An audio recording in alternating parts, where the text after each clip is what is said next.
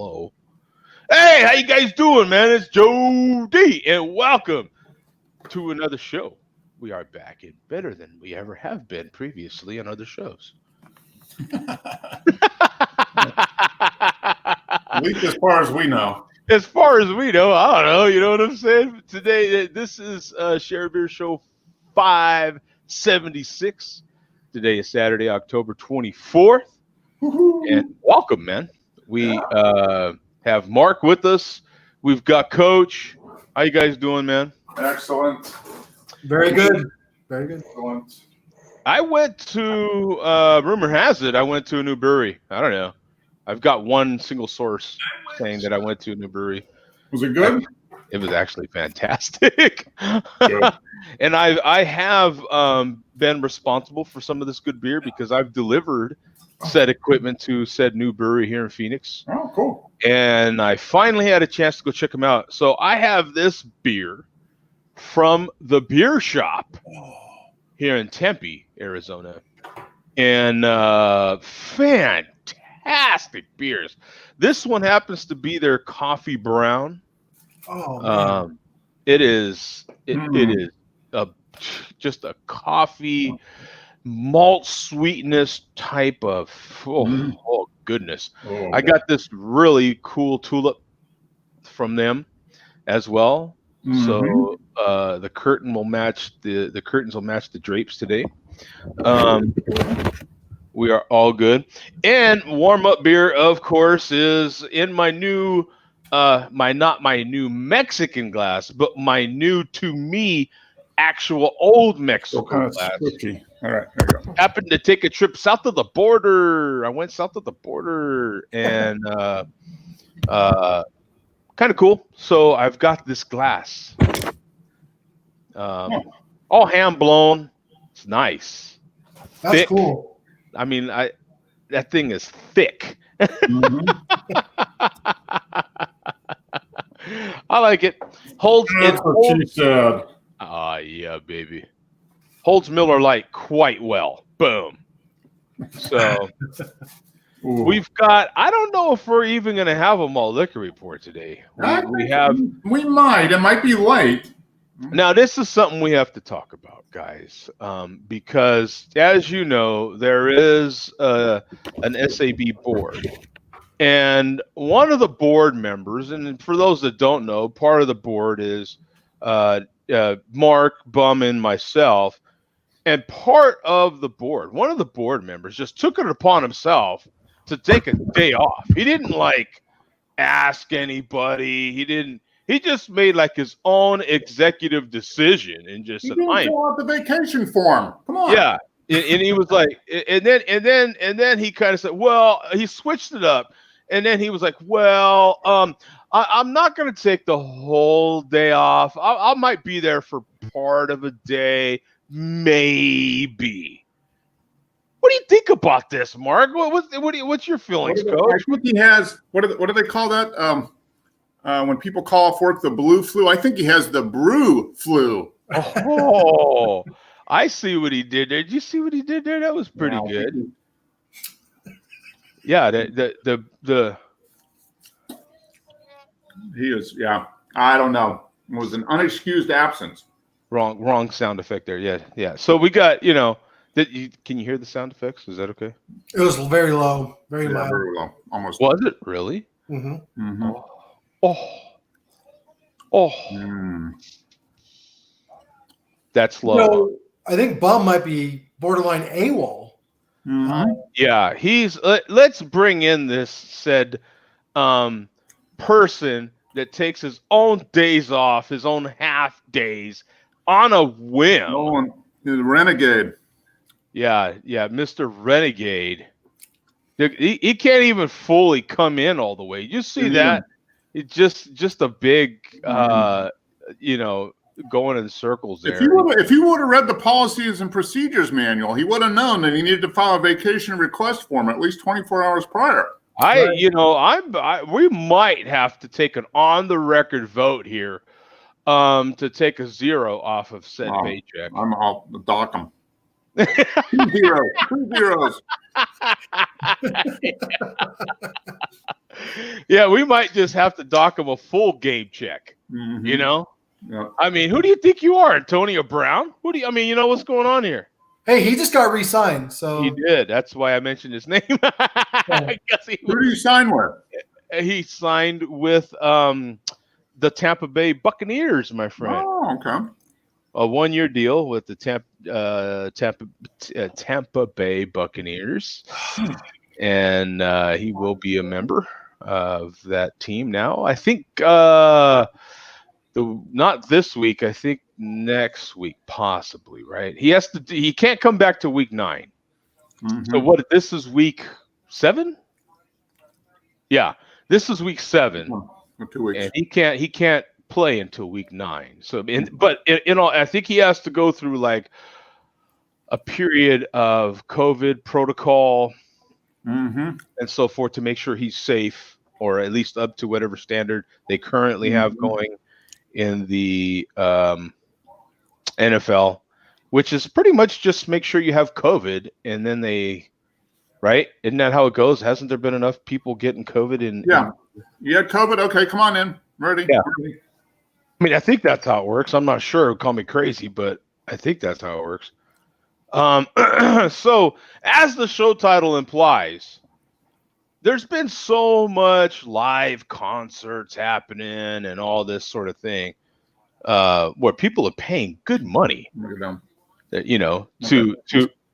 to watch these video shows, these presentations. And I thought, maybe should we be charging for this, Coach? Should we sell tickets at Ticketmaster? I mean, what do you think? absolutely. I mean, this is entertainment, and they're doing those. I think you brought up online concerts, which, like you said, I'm taking your words, is a music video. So yeah, and we're providing the same service on some next level type stuff. So absolutely. That's right. Yeah, this is definitely next level stuff here. What say you, Mr. Hightower, sir? Not much into sports, so talking to me, it's a non-factor. Yeah, but as far as all these online concerts, virtual concerts, they're selling tickets to these TED type shows that are all virtual. I think we're live. We have we should be selling tickets to this thing. What say you? Oh, in that case, yeah, definitely, we should be getting a cut of this. Yeah, this is kind of, I don't know. Mark, any opinions on this? Hey, I'm a money guy. If we can charge for something, let's do it. I mean, really. The only thing, Joe, you'd have to do is just keep a listing of, you could say, the quote me if you like, the requisite suspects. Yeah. As far as the panel's concerned, and you could say MLDC and others are the audience who would have to pay to get in. Especially the commish. Especially, that guy. The commish. With him in mind, I have still continued my search for, well, maybe not with him in mind anymore, but I have been in a deep search for some fine craft beer, new to the craft beer community, brand new beer to the craft beer community, the Colt 45 lager, American lager, and have not been able to find said craft beer. This craft beer is very exclusive, apparently, because talk about a hard to get item. I think it'd be easier to get that new high ABV BrewDog beer. It must be limited edition stuff. What do you think, Mark? Oh, it's an exclusive. You got to be a part of the exclusive club, I guess. I guess. Stuff. Yeah, I don't know. Yeah, this is really wild.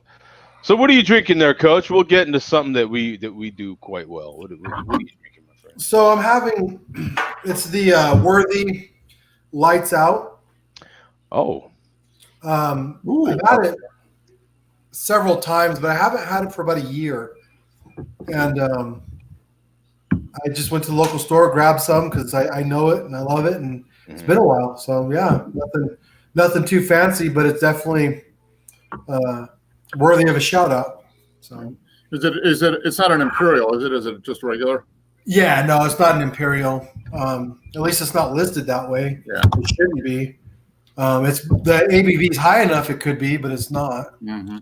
So, and it's Joe just pulled up a milk sweet stout, but it's a little bitter to be, in my opinion, like that. But yeah, it's good. I like it. So, well, you've got 13,000 almost 14,000 ratings on here.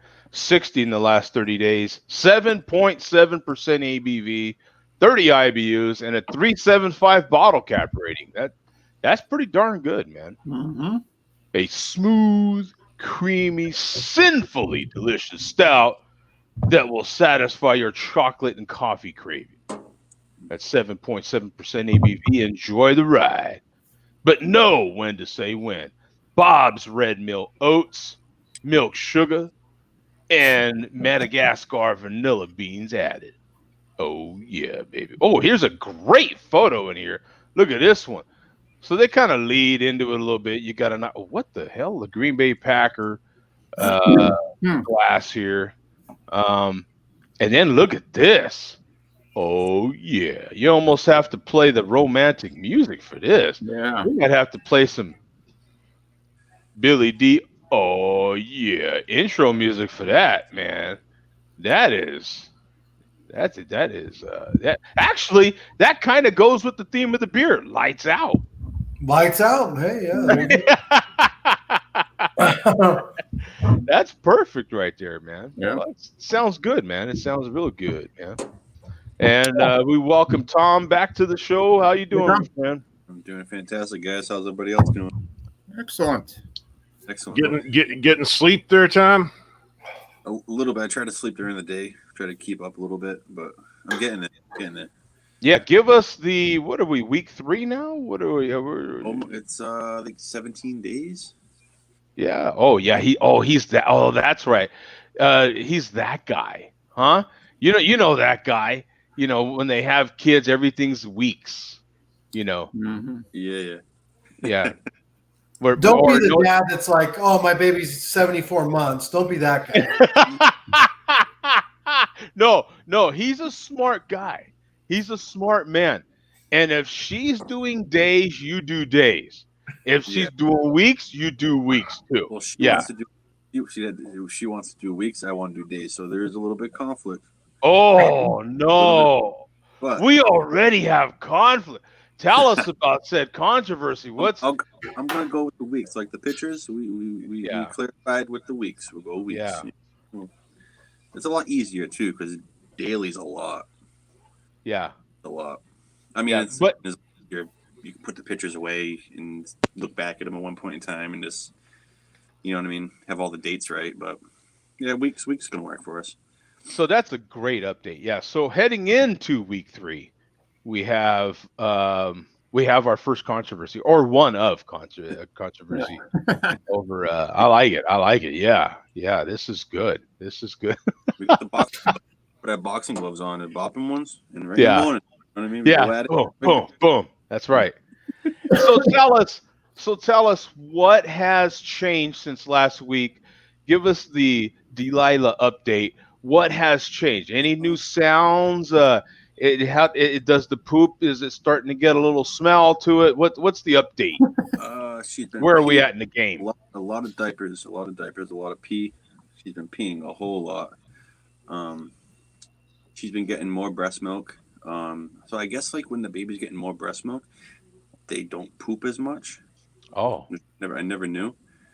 But yeah, she's peeing a lot more. She's different cries to different, you know what I mean? You can tell like when she's hungry, she cries like a different when she's the diaper change, you can tell it's a more high pitch. She's like, get this shit off of me type of wait, hey Tom, just wait until the punami. Wait, what? I mean, what is this? What kind of website is this, man? Tell us about it. No, it's not a website. It's not a website. That sounds like some next level stuff there, my friend. Joe, think of it, baby version of Day After Taco Tuesday. Okay, after Taco Bell Taco Tuesday. There you go. Yeah. Now just think of the results of Taco Tuesday on Wednesday. Only it's punami for the baby in this case. In this case, bathtub.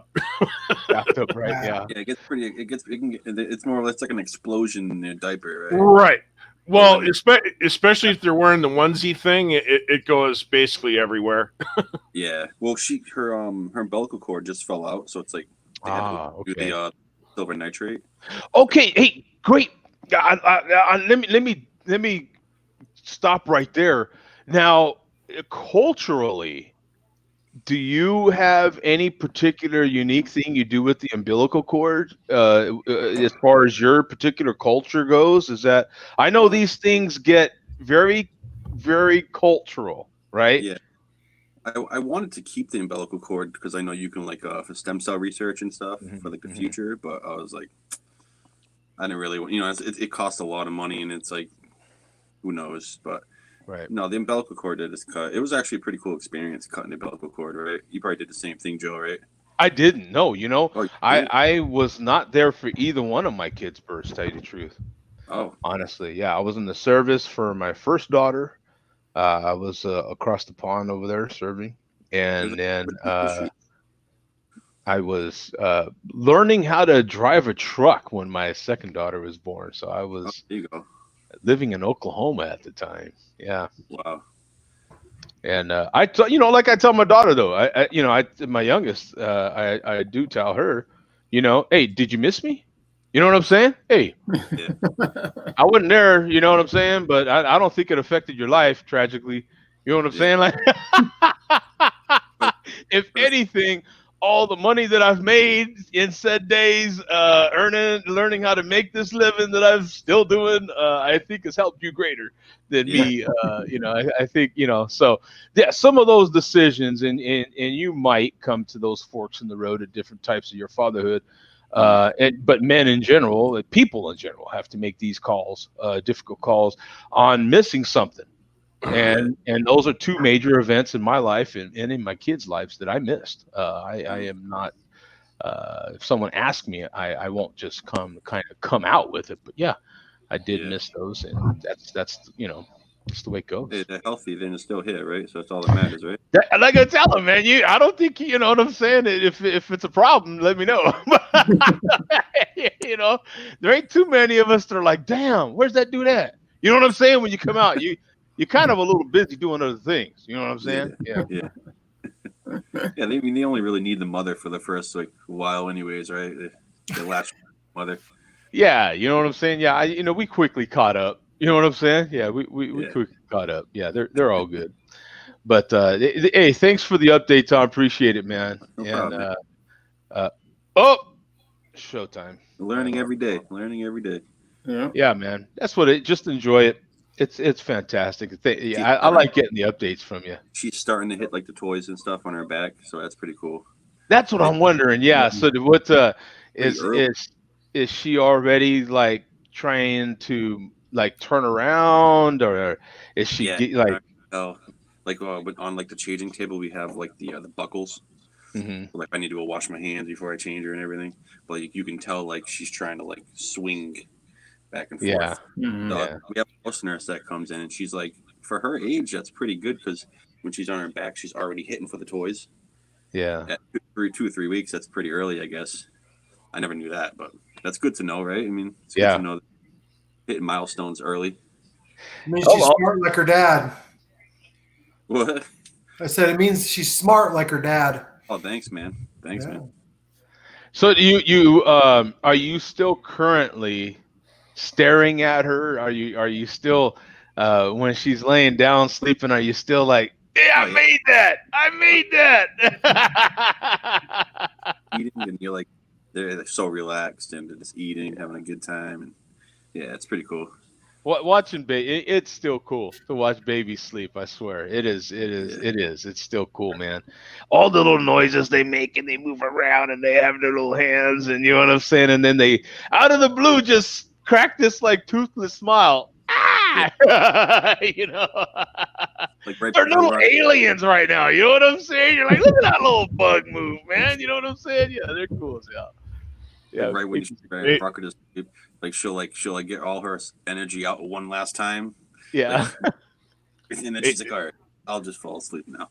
Yeah. and those what I remember about the kids is when they would stretch. You know, those stretches are like in slow motion, and they're just like cranking out every single bit of, you know, stretch and energy that they can, you know, muster. It is really, you know, and you're like, hell, I feel better after that.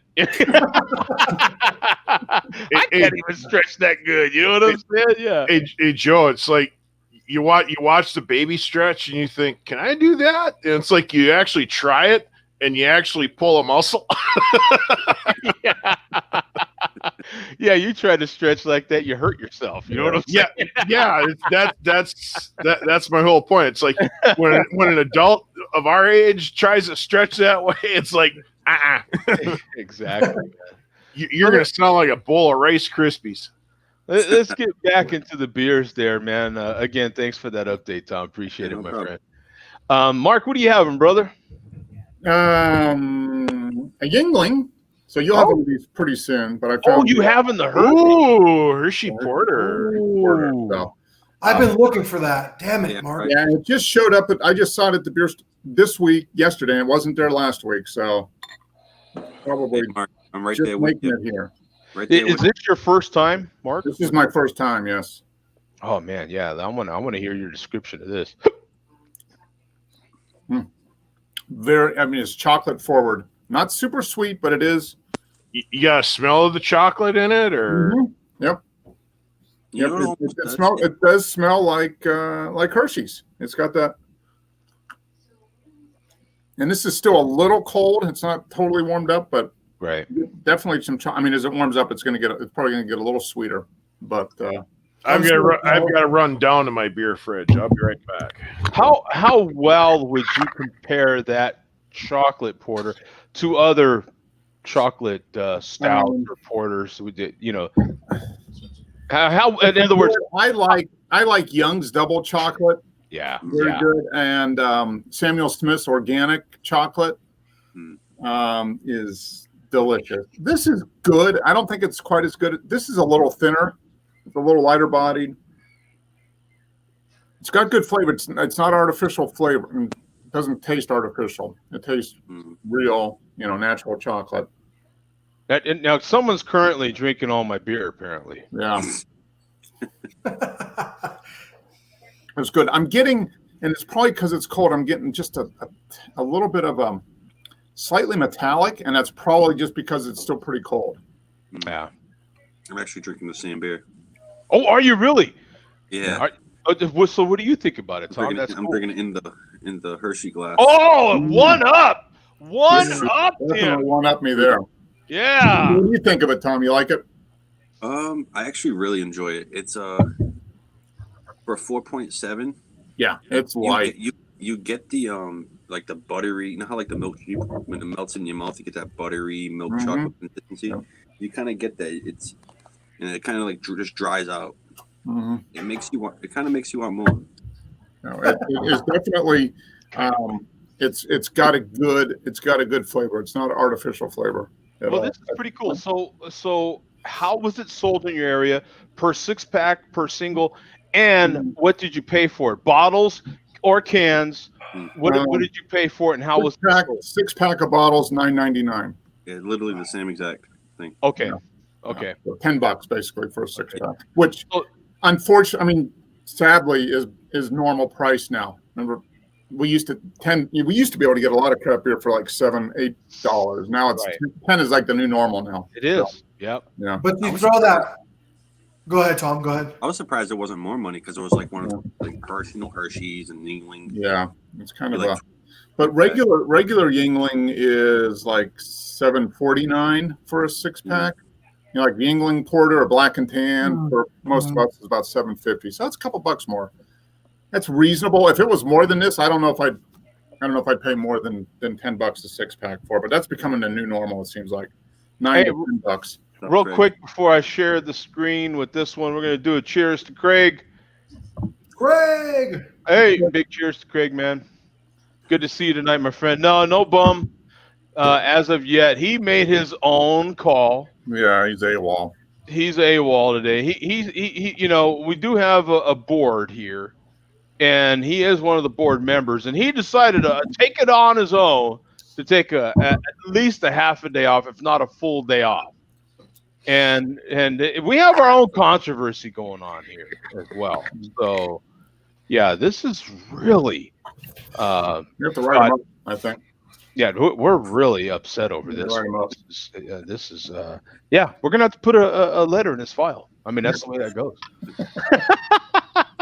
You remember? I hope that file doesn't get out. Yeah. Yeah, we're gonna have to. No, we're gonna have to put a letter. We're gonna have to write him up and put a write-up in his binder. That's what we're gonna have to do. Yeah. He's gonna have a sword bomb. Oh, nice. Whoa! Right. There we go. That is right. Yeah. Hey, we don't spare the rod here. It's a disciplinary committee right there, ready to. We don't spare the rod here. As a matter of fact, we might have a rod jump in on the show later on. Yeah. Hey, and that's gonna hurt me more than it hurts him. I don't want to do this. Hey, no, we love him. Of course not. This is all out of for his own good. It's for his own good. His own good. Yeah. If we didn't do this, we would be telling him we didn't love him. That's right. Yeah, it's had to run down to the beer fridge. I got beer. What do you got there, my friend? I've got Surly's Axeman. Axeman. Is that AX or AXE? AXE. There it is. I've got it pulled up. Got some floaters in it. It's been sitting in the fridge for a while. Oh boy. What's the date on the can on the bottom? Yeah. 2010. Probably. Actually 18. Canned 11th of December of 18. Okay. Oh my god. Old. Yeah. That's gonna be horrible. You never know. Well, it's got like the kind of orange juice. It's got kind of like orange juice Like look to it with the floaties. Yeah. Yeah. So now that it's and now that you've got enough floaties, yeah. What's the nose like first, my friend? What are you getting on the nose there? Well, I was reading the box when I took it out of the fridge, and it is hop forward, and you do smell and taste the hops. Do you really? Okay. Oh yeah. It says for a description, this bright IPA has hop character as intense as a thrash metal guitar. Background of golden promise malt cleaves through the citrus notes created by massive amounts of citra and mosaic hops, which I do taste, and it is very kind of tasty in the citrus respect. Mm-hmm. Pour this into a tulip glass. Let the aromas and flavors assault your senses. But Mike, I don't have a tulip glass, so I used the one of the four that got from Joe a few years ago during New Year's. Absolutely, in the official Share Beer glassware. Yep, I appreciate and that. the beer is named in honor of Surly's founding brewer and metal guitarist Todd Haug, spelled Haug, who created this beer in collaboration with Amager Brygges in Denmark. So I'll share. There's the box, and the can has matching artwork.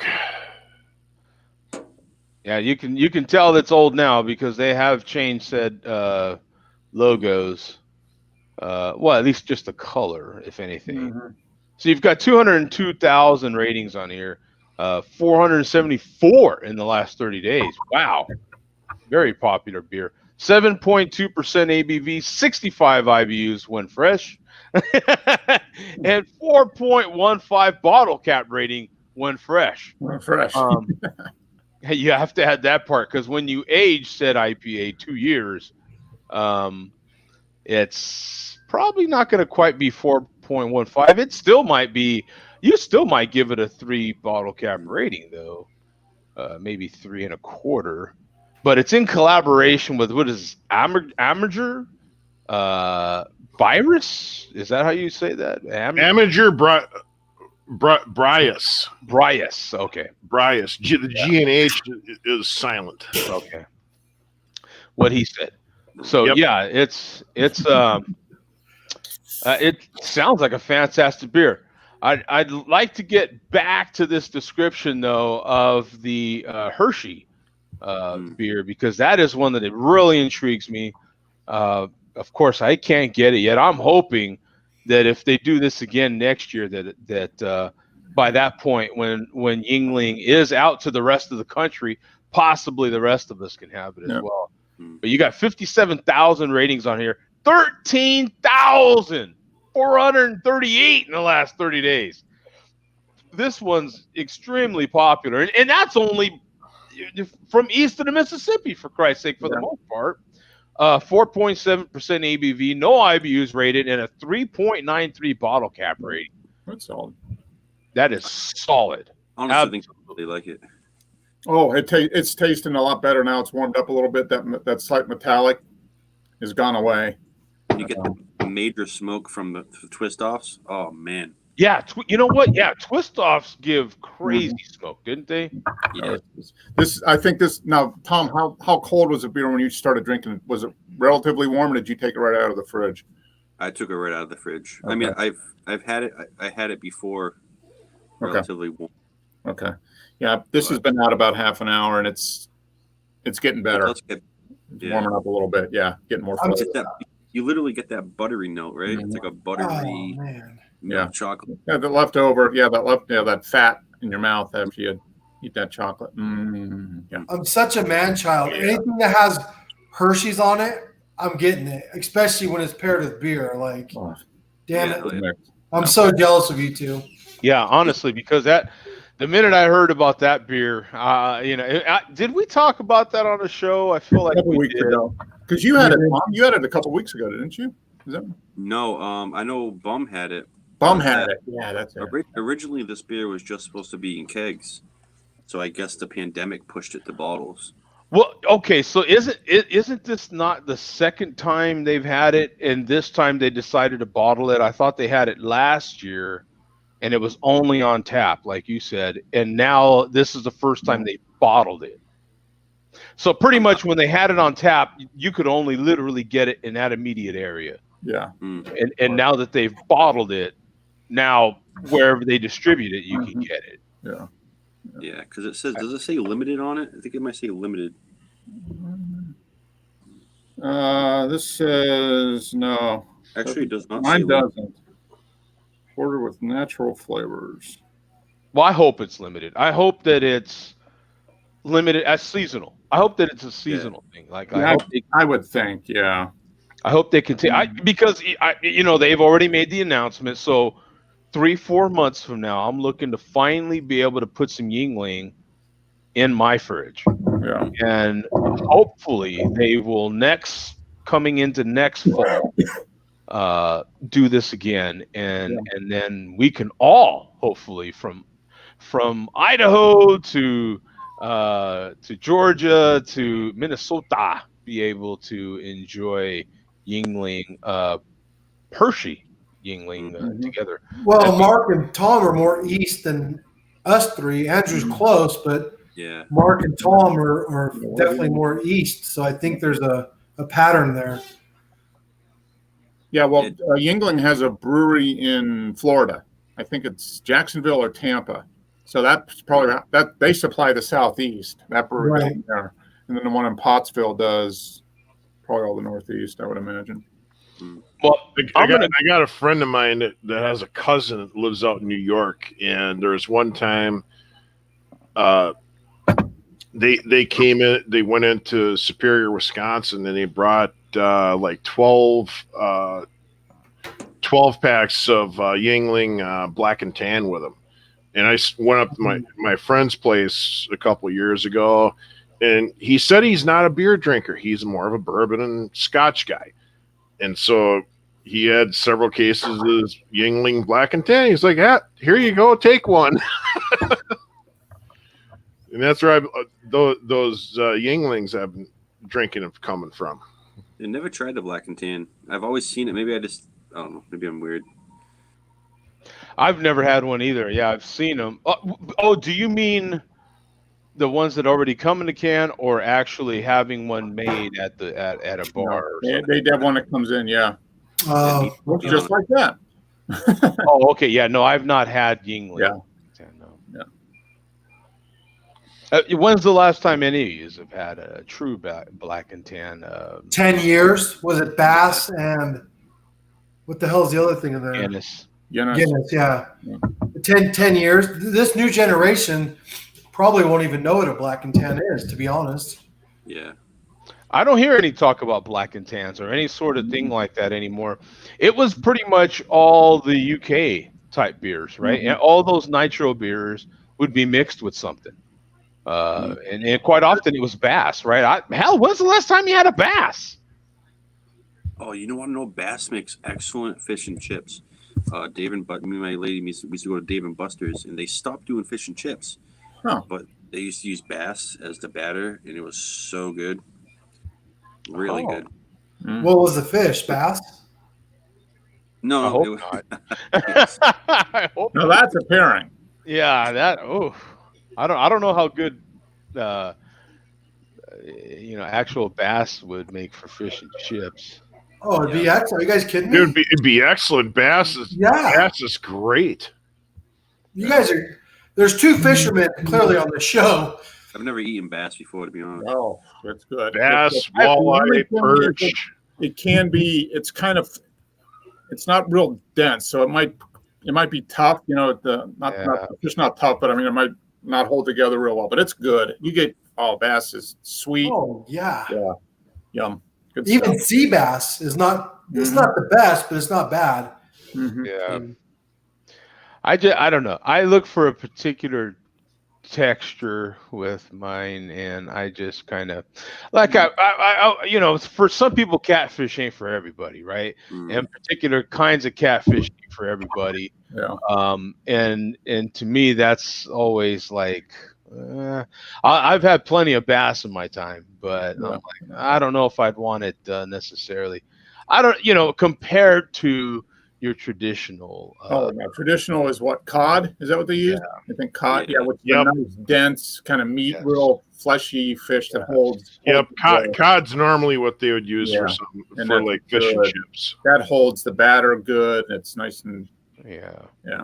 But no, I could see bass. It would just be a little crumb. It would probably fall apart, but it would probably be tasty. I mean, nice and sweet. Yeah, and depending on the size of the fish you're getting, the bass that I've had are typically kind of small. Yep. Also, sometimes the type of fish that you have, it also kind of dictates the way you cook it, because you've got salmon and tuna and a few others. You really can't really deep fry. I mean, you've got basically if you want to smoke them or something, you gotta put them on a cedar plank. And smoked fish is really good. When's the last time anyone had any homemade, in other words, like home jarred tuna? Have you ever had tuna that wasn't in a can? No. I've had tuna steaks. Yeah. Which are good grilled. But yeah, I mean, 99% of the tuna I eat, is starfish. Charlie the starfish. Salad, yeah, tuna salad. Well, I think the last kind of tuna I had was a tuna tunnel. Okay, I got that. Okay. You see what he did there? Yeah, we'll give him a little out of control. That's going off the deep end. Yeah, give him a little rim shot. Going in the deep end, or he already had his rim shot. There you go. Oh! But yeah, I have not had homemade tuna. I've seen it, but they wouldn't. As a matter of fact, what's funny? I don't know any of us. Well, maybe some people do. I know there's sometimes you possibly do get tuna in oil. I typically get any more of my tuna in water. Yeah.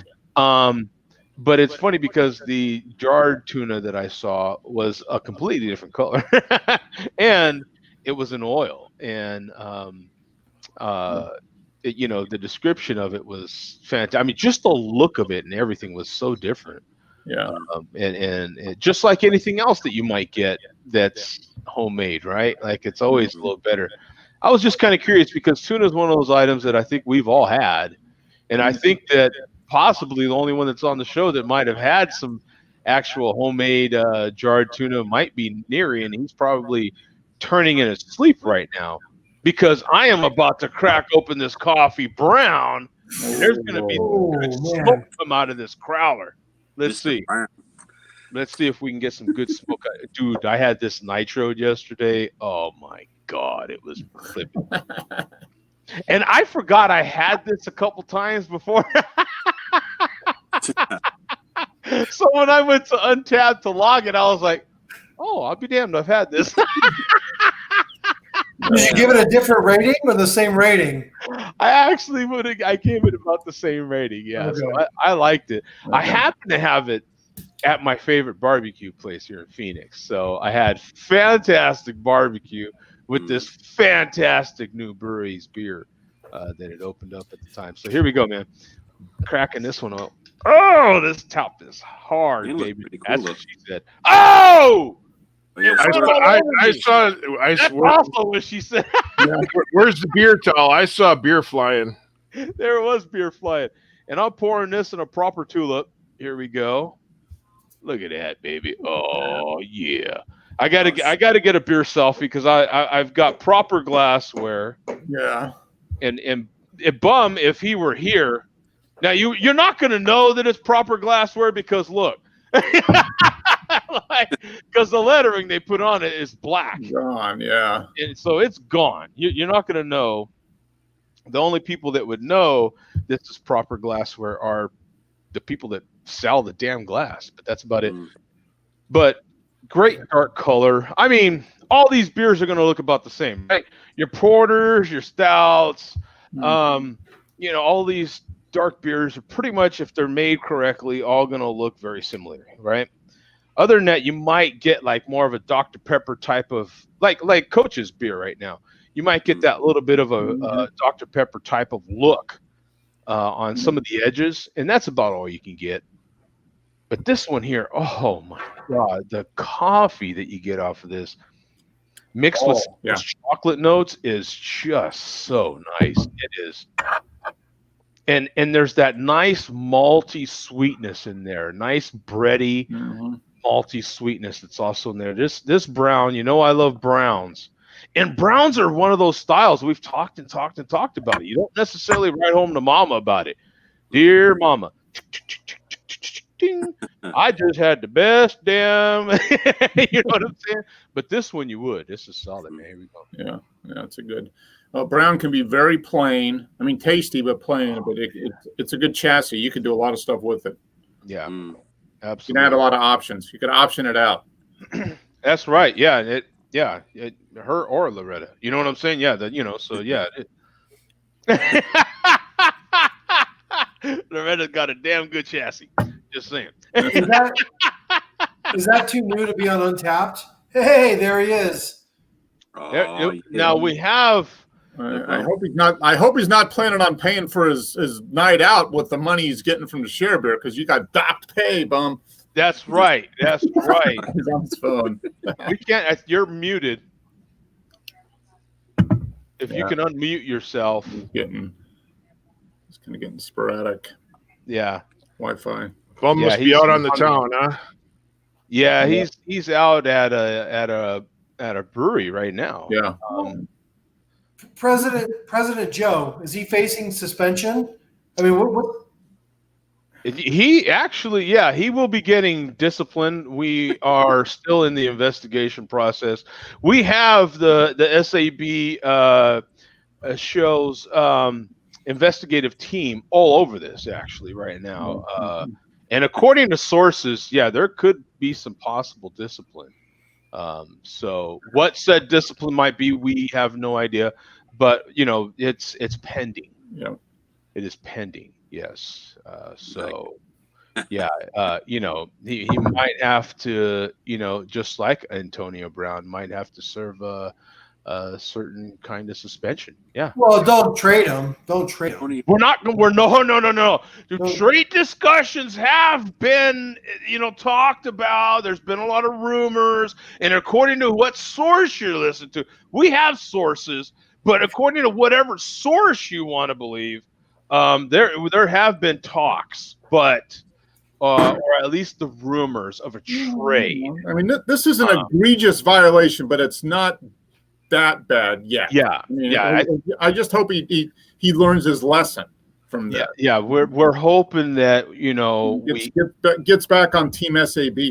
That's right. Yeah, that is right. Yeah, we if they and we talked about who would we even trade for. I mean, what a trade like that. I mean, you're not just trading a bum. You're trading these are very valuable pieces, right? Part of that is, another piece to that is trading Billy D, and that's a very valuable piece as well. So, and actually, Bum's actually a future Hall of Famer. So are we gonna, this is, I don't know. I consider the chairman's Corvette and some monetary value in that money stack he has. Even then, I don't think it's worth it. I think Bum's way more valuable than that. So, well, and the problem I have with that is that I have enough ones personally, and I don't need a bigger stack of ones. What do you say there, Andrew? You guys, you have another nickname for him. You have your pet name for him. You guys are down to pet names, you and the chairman. So he'd have to line my pockets with a lot of $100 bills. Yeah, personally. That stack of singles is not impressive, is it? No, it's not. Yeah, I'm not impressed by a stack of singles that's barely being held together by like twist ties or something off of a local thread. There's one. I forgot the show number for us, but he did a video and literally he lost control of his singles, and some of them singles that are in between are not real singles. Yeah. I'd almost accept Vega if he didn't talk like this.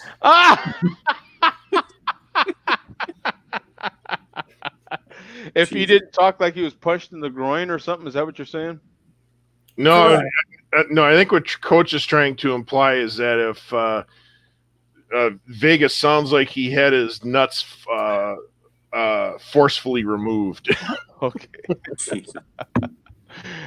Oh boy. I'm trying to look up some of their other beers because I would love for you to see this other beer that I had. It was a barrel-aged beer that they make, and it was insane. It was 10.4 ABV, and it was perfect, man. Yeah. I no other way to say it. I didn't get a chance to log it, but I definitely had 2 servings of it. I had an 8-ounce pour, and I had a currently scrolling to find this damn beer.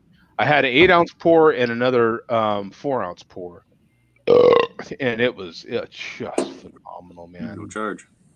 Yeah, no charge. Thank you. Oh my God, I almost disrespected myself. MLDC does that all the time. All the time. Tell them, Andrew. What the hell? Oh, it was their Dream Crusher. So their Dream Crusher is an Imperial Stout, and then they took 14.5% ABV. This brew. Now I'm going to share the screen with you right now. Anybody comes to Phoenix, and I almost said Albuquerque. You believe that? Anybody comes to Phoenix, Okay, Bugs Bunny. I know. Anybody comes to Phoenix, and if we have time, we got to go down there and get some of this Dream Crusher. I'm telling you, I bought I did buy a bottle. I just remembered I bought. I don't know how I forgot, but I did buy. They had a to-go bottle of this stuff. 350 ml bottle for $20. Yeah. But I was willing to spend the money because it was that damn good. 137 ratings, 6 in the last 30 days, 14.5% ABV, and look at that rating, 4.35 bottle cap rating. Yeah. This beer is phenomenal. Oh, I mean, it was so good. It was, of course, you're going to get some alcohol in that. It's 14 plus, right?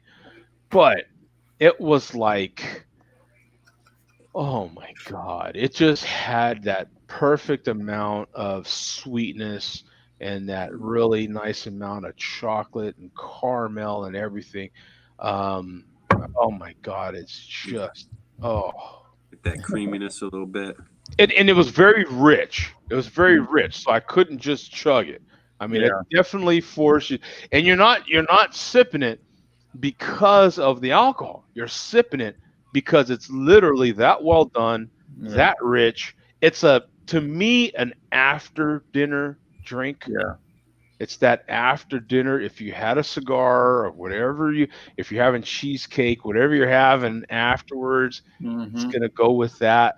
I wouldn't have minded a nice rich scoop of vanilla ice cream, a real high fat vanilla ice cream. Yeah. Something really rich to match the richness of this beer. Oh my God, just phenomenal. Yeah. Like I said, 350 ml bottle. No, it might have even been 330 or 350. And for $20, that's rich in and of itself. And I still bought it. It was worth every penny. Yeah, that's good stuff.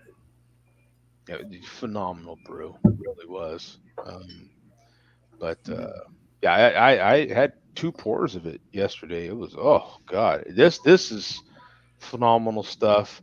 One of those breweries, a lot like Zach's Chain Reaction Brewing in Denver, that incredible patio setup.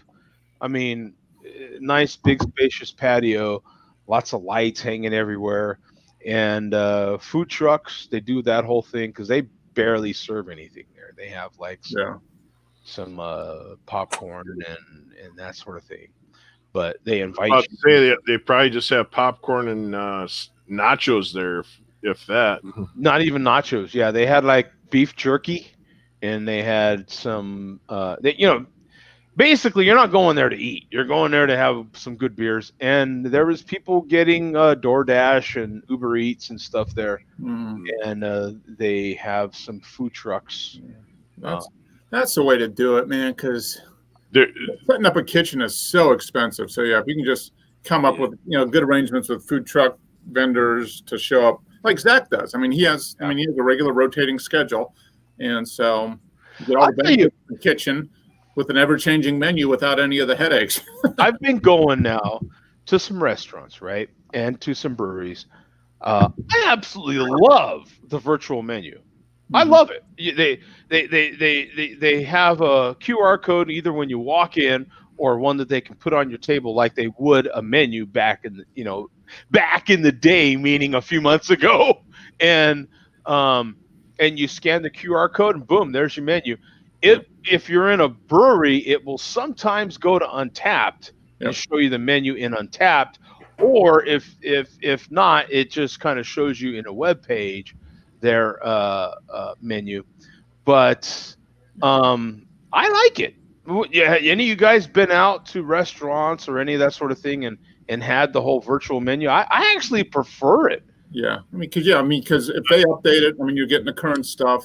And new items, especially at breweries, new beer, that type of stuff, and it saves them money probably because they're not having to print out a bunch of stuff. Yeah, whenever something changes. So the Tin Whiskers Brewing in downtown St. Paul if you want to, you can go next door to Keys Cafe, order your lunch, and you can walk over there and have it, and they have no problem with it. Yeah, a lot of these breweries will let you bring their beer. Like they'll have like an agreement. They'll like bring like Treehouse. Like they'll be like, bring your beer here, eat here, have your beer here, and be. Yep. It's like they don't want people drinking and driving and the whole 9 yards. And, you know what I mean? I think that's why they're doing a lot of these partnerships with nearby restaurants and stuff. Yeah. Well, my thing was we've had Zach on here, and he's explained how costly Untapped is from a owner's perspective. How costly that is. Flash flood warning. The breweries, and I keep that in mind when I go to a brewery. That when their menu and everything pops up in Untapped, and they literally have an Untapped TV and everything in there. I now think about that from talking to Zach about how much they're paying for all that service that they're getting. Now, I look at that with different eyes as well. I look at Untapped through different eyes as well, and I'm thinking, boy, it's a pretty nice service, though. I think the service that Untapped offers is nice, but I ain't the one paying for it. I'm just a consumer. Yeah. You know what I'm saying? So I can't fully. I can just try to get a little bit into it from whatever Zach tells us. But I appreciate this input, man, because when I go to brewery now and I see them with Untapped and I see them using their menu in Untapped and everything else that you can do with it, it's pretty nice. Versus another brewery that is like, I ain't paying that money. Because it's a lot of money. Zach said it was like $1,500 a month, or a month. Yeah, I mean that's you're putting down $20,000 a year for that. I mean, that's how, and I've been to the new local brewery that opened up last year that we've been going to at Anderby Brewing. Yeah. They don't have the full. They have like something in the middle. It seems like, because they have Untapped, but they don't have the full TVs with all the stuff. So maybe there's like a mid-level thing. But it's definitely. I mean, you go in there, you log in, it pops. Kind of geo-fences you. So when you log in, it automatically pops up to their brewery. You get all the beers pop up. Yeah. The one we go to has a customized badge, so it tracks whenever you check in. It keeps track, and then you get rewards. From the brewery for checking into so many beers. Oh, that's cool. Yeah. So whose phone's ringing? That's my phone saying severe flood warning for our area, because we're what is that? What is a flood? Yeah. That's when like that water falls from the sky. Ask my prom date. She knows. Oh, nice. There we go. Coach's flash flood. Yes. Hey, flash Joe. Flood. But she also knows what shrimp is, so. Yeah. Oh. That's unfortunate.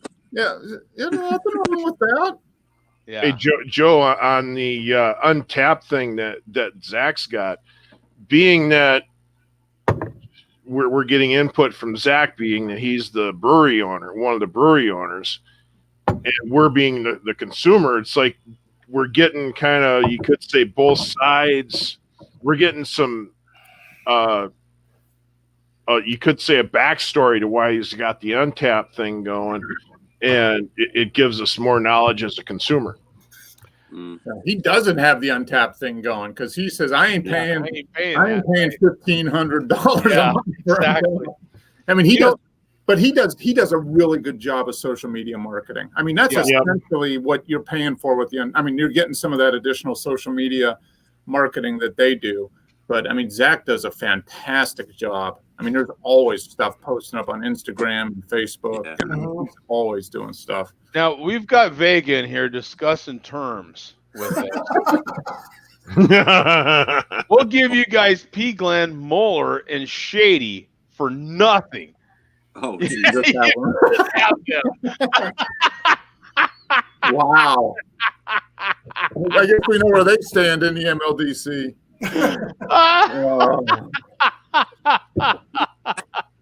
What if we don't want them? Vega must think highly of Dorf then. Oh, And then Havana Dorf is not even in that comment. Havana says I can throw in Brown back. Yeah, I know your sister, Havana. Oh No. Hey, why isn't Off the Rails Brewing our rally point for all of us just to get there? And then I don't know. Wait, Off what? the Rails Off Brewing. the Rails Brewing. Where is that? Is that in? Or not Off the Rails. That's here in Pocatello. You're thinking of Chain Reaction.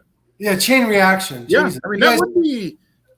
I mean, we've talked about it before. Yeah. You know, when me and Mark have gone, we mention it on the show here and give everyone a chance to. Now, we would have had another meetup this year, but with everything happening, and just not, it wasn't going to happen. Yeah. Now next year again, can we talk about this? We'll see. Yeah. Well, I have a mask. I mean, apparently a mask gets you in everywhere. So. Yeah. Well, well, you know, and you know what? Let's get into that a little bit because, Mark, they did have GABF this year. They just had it virtually. Yeah. That's Isn't that sorry. kind of what's anybody's thoughts on the virtual GABF? No, Is it worth even talking about on the show? Did they charge for it or not? I mean, if it was free, then I'd do it, but I wouldn't pay money to, that's kind of like paying for a virtual concert, that type of thing. I'm looking it up. If anybody else could look it up with me, that'd be great. Did they ship you beers and then you virtually, or was it just? I don't know. I would think that would be problematic because a lot of states have laws against shipping beer and that kind of stuff. Yeah. So I don't know how they would do that. I mean, I know why they wanted to do it because they invested money in that stuff, so they got to make it on, get it going. You think what they could do is like print up coupons for certain beers, and then you go to your local beer store with them, and say you've already paid for trying out said beers. You just get a coupon, and then you just go to your local beer store and say, okay, you go through the store, get your beers, and then you get up to the counter and say, here's all my coupons.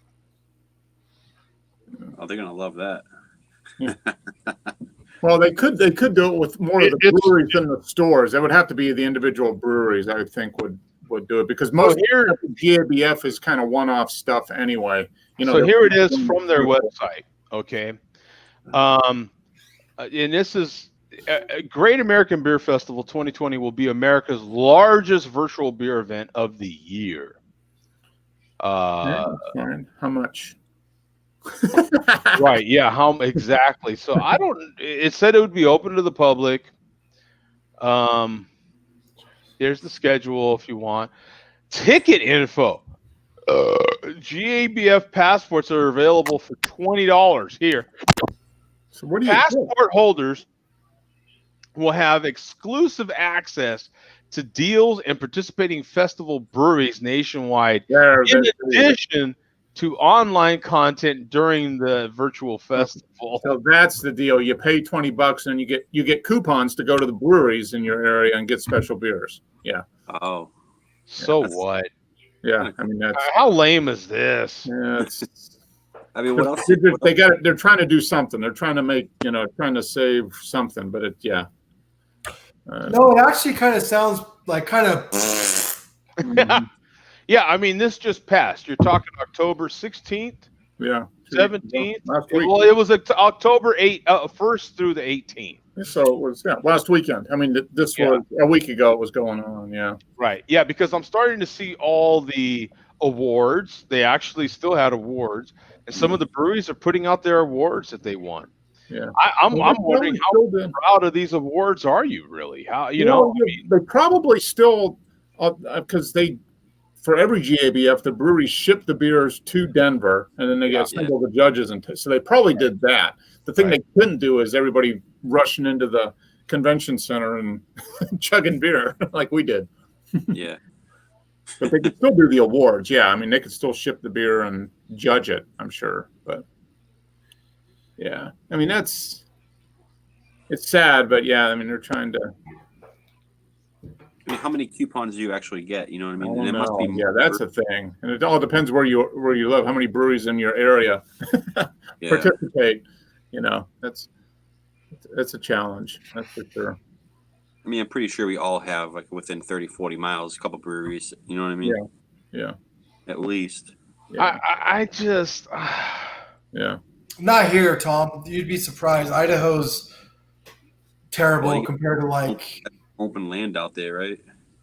A mile yeah, away. but we had one brewery here until about a year and a half ago. Now we have 4, and that's a lot for this area. But compared to like where I grew up in San Diego, I mean, forget about it. You know? Oh yeah, San Diego is like 100 different breweries. That's one of the epicenters for craft beer in the whole country. Yeah, absolutely.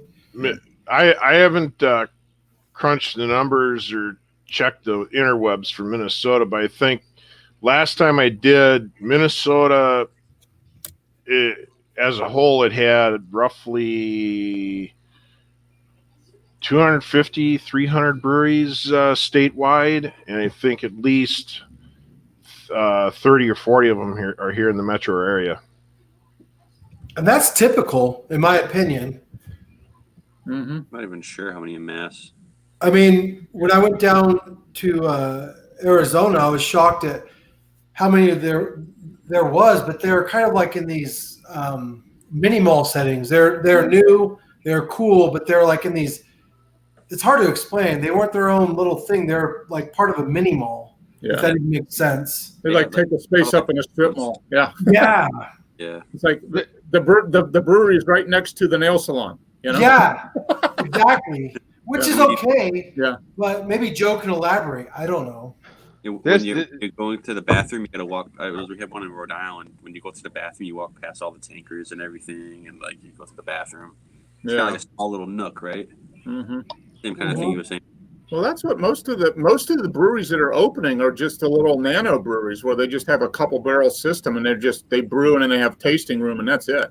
Now, but and again, I hate to say San Diego, but if you go to San Diego, Stone has these, and so does Ballast Point. They have these locations, Mark, that are just so elegant and mind blowing and just so isolated and just popping. They're just so cool to go to. Mm-hmm. I mean, not to take away from these other small breweries, but they're just a different vibe. The vibe adds to the beer. Yeah.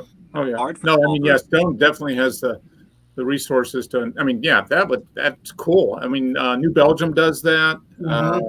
They've got things like that. Here in Atlanta, I think Monday Night Brewing, Sweetwater. I mean, the larger brewers do that, which is great because they can open up a nice restaurant, full pub. On-site brewery where they do specialties. Dogfish Head does it they've got places in Delaware and Maryland and stuff. Have you been to one of those, Tom? Have you been down to one of the Dogfish Head things? No, down I haven't there? been down there. I mean, we get a lot. We get distribution wise, we get a lot, but I've never been over there. Okay. They are pretty. I mean, they've been around for a long time. Yeah, they were one of the original ones, really. I mean, they've been around for 25 years, probably. You ever see that documentary on them? That's actually very interesting. Mm-hmm. Yeah. So, yeah.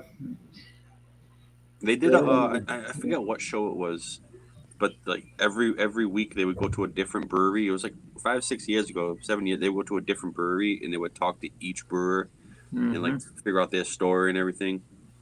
Yeah. And they went to Dogfish and they were doing a beer it was like a beer that they like a recipe they found from like the Egyptians. Mm-hmm. And they were trying to like brew the whole process all over again. It was pretty cool. Yeah. Well, they revolutionized the whole IPA scene with the 60, 90, and 120. Like that's just insane. 75. I've never tried a 75 actually. Oh yeah, you're right. They have a 75. Yeah. Yeah. Who was it in the comments? Bobby Joe Gentry says he's on his third Dogfish Head 120 minute. Attaboy. Each one of those is 18%. He's on his third one, and he a comment since. So maybe he did a team. He did a TGF and just drank his third one and tipped over, and that was it. That's impressive. You're on your third one. I am still. This is one of those times when I wish Zach would jump in here so I could get some deets on GABF, because I am wondering how these things went down. Did they possibly ship all their beer to Colorado even still, and then it was still evaluated, but just by particular people? That's what they normally do. All the breweries ship their beers in, and then they get judged. And you don't have to have. I don't think you have to have a booth at GABF in order to get your beer judged. So you get breweries from all over send their beer in, and then they have judges, whoever they are, a couple hundred judges or whatever, and then they have the public event. So there's like two sides. There's the judging for the brewers, and then the public event that we went to. So. Yeah, I'm really curious about it. Yeah, it'd be interesting to see if Zach submitted some beers this year to be judged. You see, even though they didn't have a public tasting where they couldn't set up a booth, but maybe they still submitted some beers to be judged. I think it's gonna be pretty cool for like the beers that they had to hold off for a year. Maybe they're letting things age a little longer. Yeah. Maybe like big barrel aged stouts or big stouts that they didn't want to send out because they knew people weren't going to bars. You know what I mean? Maybe next year, Black Friday around that time, beers are just flooding in. You know what I mean? Which would be pretty cool. Yeah. I mean, you never know. You never know nowadays because when pandemic started, it seemed like in the area, more beers were being distributed because less people were going to breweries. Yeah. So it seemed like I can go to the liquor store and find Hetty Topper. I can go to the liquor store and find something that I'm usually able to find. You know what I mean? What's interesting is the brewery that we started going to, the local one here. They have the brewery and a tasting room, and I was asking them, so what's happening with the whole pandemic and everything? He says our sales are really down because they would distribute kegs. And obviously people aren't going to restaurants. He says, so we're getting a canning line. So we're going to can. And so they're starting to can all their beers and then get distribution, in local stores and that type of stuff. So they're having to switch. They were brewing, doing the tasting room and then shipping kegs to, restaurants or bars. But nobody's going out now. So they have to do their own canning. Here's some deets. Okay, some. You've got... the beer competition will still be taking place. Let me share the screen with you so you can at least see this. Let me make it bigger, baby, so you can check this out. In addition, and this part is right here. So in addition, the competition will still be taking place and will include a panel of more than 100 professional judges assessing more than 7,000 beers in order to, quote, identify the 3 beers that best represents each style category. Brewery registration for the competition will be opening June 9th. So that's at least some deets that I have been able to uncover here. Yeah. That sounds like what it normally is. The difference is this year is they don't have the public doing it as well. Yeah. So that it sounds like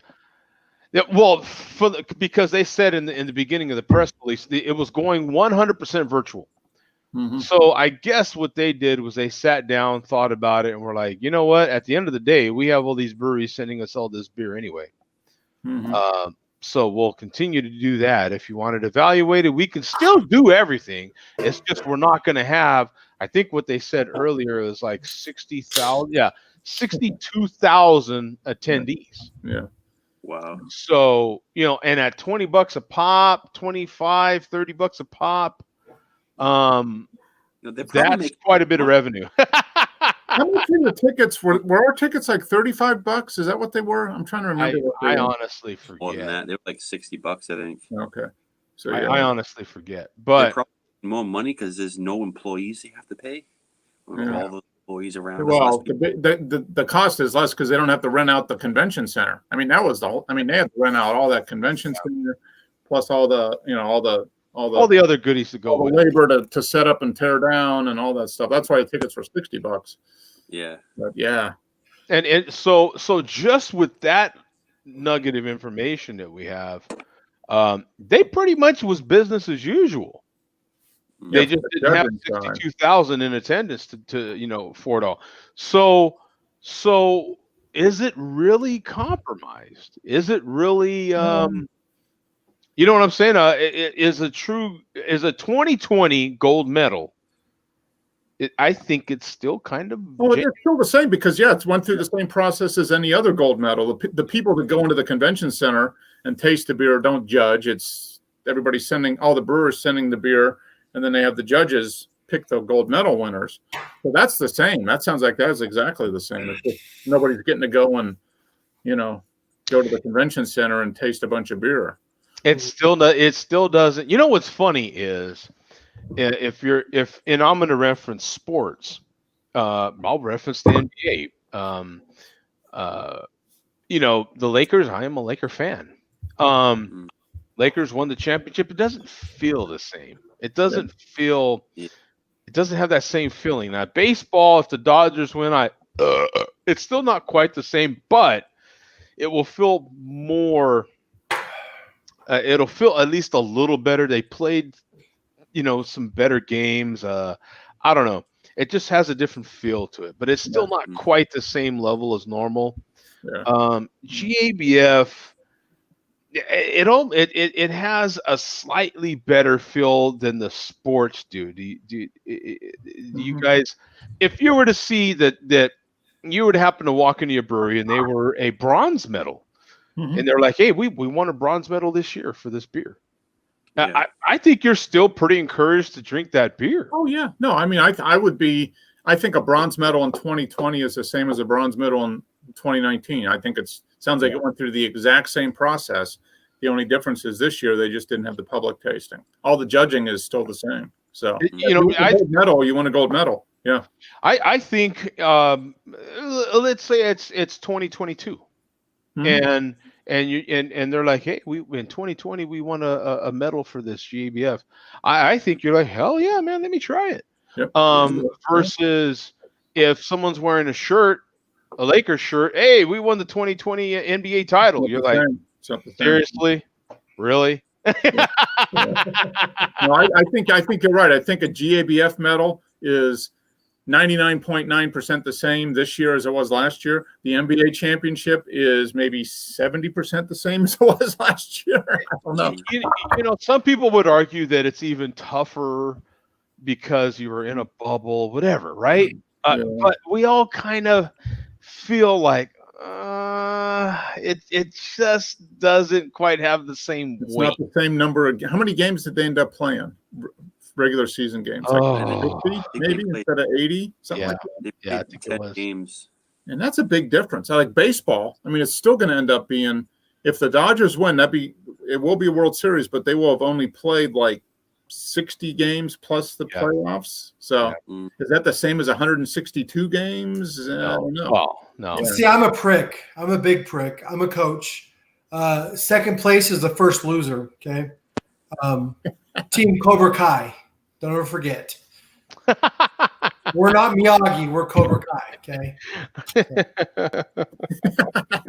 Second place. I mean, they got to do what they got to do. But I mean, if you're like a purist, like we were talking last week, baseball is like, it's going to be a World Series champion, but they only played 60 games plus the playoffs instead of 160 games. That doesn't seem like the same season to me. Because a lot can happen either way, But 160 games, you got to make it through with your pitchers. I mean, that's the big thing. Everybody's like, how the pitcher's going to do, for 160 games. Did the guy end up getting injured or that type of thing? But I mean, it is what it is. I mean, it's just they're making the best they can out of whatever the situation is. But it's still a big asterisk. So if the Dodgers win, well, no, they did beat the Braves. The Braves lost. They found a way to lose. Yeah. Isn't that something? I mean, that's like one of the first times that's been done. Oh, yeah. No, they were up. Well, they were up 3-0, and the boss said, I bet you they're going to lose 4 in a row, and the Dodgers are going to go. And that's what happened. That's exactly what happened. That's exactly what happened. Yeah. It's amazing. It's I don't know exactly all the numbers on how many times, if any, that's been done. But if I remember what I was hearing right, I think that's it. I think that's, or if not, it's been done maybe one other time. The Red Sox did it in the World. No, yeah, they did it in the ALCS against the New York Yankees. Way back when. Yeah. Okay. Well, I forget how long. I mean, I was like 10 years old. Yeah, it was back in the 90s somewhere. Yeah. So it's very interesting. That was Buckner. Wasn't that Buckner? That was Buckner thing. No, when it it was was, the year before. No. Not that far back. Yeah. Not that far back. That Buckner was like 79 or 80. I'm thinking of Bartman. With the Oh, there you go. The Oh, dear God, Barton. Oh, don't bring that up to anyone from Chicago. Oh, yeah. Oh, the guy that they sequestered him to like Florida or something. Yeah. He had to go into the witness protection program. No. Yeah. Do you know the opposing team paid for him to get the hell out of Chicago? And rightfully so, because Chicago was ready to like murder that guy. We lived in Chicago then. Right. Well, you know exactly what I'm talking about. They there were death threats. Dude. The guy just does what a guy, a fan does. But No, if you know the game, then you know the game. Stay alert, stay alive. No, he just had a few too many old styles is what happened. I mean, that's essentially he caught that ball and then looked around like, holy crap. Vegas says 2004, Tom. Oh, Mark, you're thinking of Aaron Boone, Tim Wakefield. He threw the knuckleball and he nailed it out of the park. Wakefield, yep. Aaron Boone, that's crazy. I just talked to Brett Boone on my Instagram. I'm actually a little bit of friends with Brett Boone. I just talked to him on my Instagram. That's Aaron Boone's older brother. Oh, okay. Yeah. Vega also says down 0-3 to the Yankees and won. I hate Boston, but that was awesome. Yeah, that was an incredible. I got a Well, that's the year that they, didn't they also have that pitcher? What was his name? Had the bleeding ankle and all that stuff. And, Kurt Schilling. Yeah. He absolutely. His sock is in the Hall of Fame, Tom. Yeah. His sock, his bleeding sock, like Joe said, is in the Hall of Fame. There's so much like conspiracy behind that. That's like 6%. Right. Hey, your boy Tom Brady just got. Actually, I'll let Joe D share that because he told us. Who did Tom's favorite quarterback get today or yesterday, Joe? Oh yeah. Your boy Brady brought in Antonio Brown. Yeah, that's gonna be big. He's around week 9. They said he's gonna start. Yeah. COVID. So Havana says Fear and Joe Skull will be mad when I finish their 24-ounce challenge before them. I'll be honest with you. I don't even watch Patriots anymore. I just watch. I'll be honest with you. Oh, do you really? Yeah, because I like Brady. Brady's been since I was 10 years old. Brady's been here. Yeah, that is very curious to me. Yeah, because see now, but with Brady. We still love you, Tom. We still love you, Tom. It's like because like when a quarterback moves, it's different when a wide receiver moves to a different team, and when a quarterback moves to a different team. Because the quarterback is like running the offense. You know what I mean? That player is coordinating with everybody. When a wide receiver goes, it's just he's running their routes and you get the ball thrown to you. I don't know. I love Tom Brady. Tom Brady, I think he's the greatest of all time. One of the greatest of all time. There's many other good quarterbacks that have been around. I think one thing can be argued: is Jordan the greatest? Is he not the greatest? Yeah, of course he is. How many championships? There's a lot of things that can be argued. As far as if football with quarterbacks, Tom's the GOAT, man. He is the GOAT. I don't even like the guy, but I respect him as an athlete and a champion. Yes, he is the GOAT. Yeah. Absolutely, hands down. There's in other sports, there's arguments to be had for who is the GOAT. Yeah. When it comes to football, and some people, this is the problem that I have with football. Some people like to say, well, Tom Brady's a great quarterback, but he's not the best athlete. They like to get that part in. Yeah. Where they say, well, he's not very athletic. Really? The guy, I don't know. Last time I checked, he's 43, still playing football. Yeah. Hang on, Joe. I just got a message. Here's yours. Here's yours. God damn it. Thanks, man. Stupid shit, man. It's not funny, guys. Like, we got to put these on. Yeah. We're like inches apart from each other, man. Yeah, we got, he's just keeping us socially correct here. Yeah. I mean, can you imagine? Okay, what are we? October? Now we talked about, I believe it was February, March. We talked about, do you remember every day was like a week? Yeah. Every week was like a month. And we would talk about, man, where are we going to be in a month? Where are we going to be in July? Where are we going to be right now in October? And look at where we're at. We didn't know quite just yet the word socially distanced. And look how common it is to use that word, that phrase, social distance. It's to me, it's just kind of crazy to even use the whole term. I regularly, I will wear my mask. Don't get me wrong. I will wear them. I regularly forget them. I mean, I just regularly forget them. And it's funny because I watch other people and they do the same thing. You see a lot of people hit the front door of a place and go, damn it. And they just go right back to the car. It's like so many people forget their mask. I think people by this point are very willing to wear a mask. It's just kind of part of our lives now. But you just regularly forget them still. I do. I know I do. And no, we wash. We have reused cloth masks, so we wash them every week, and we just put them in the car. We put 2 in each car, so that whichever car we're in, we have one. And but I still forget. I'll get out of the car and get like you said. I'll get halfway to the store and I'll be like, oh, gotta go back and get the mask.